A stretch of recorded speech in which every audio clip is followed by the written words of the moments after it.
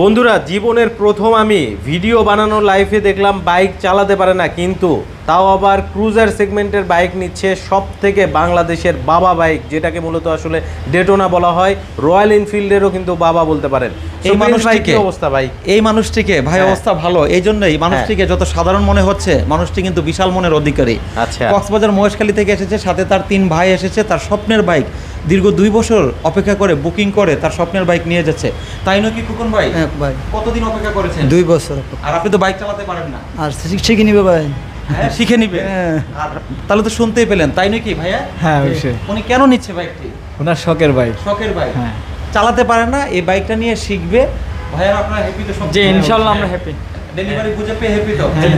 এবং আজকেও সারাটা দিন অপেক্ষা করেছে। এই বাইকটিতে রয়েছে ডুয়েল সিলিন্ডার, পিছনে 160 সেকশনের চাকা, সামনে দুইটা ডিস্ক, 110 সেকশনের চাকা, এবং এই বাইকে প্রাইভেট কারের রেডিয়েটার আছে। এই বাইকে যা যা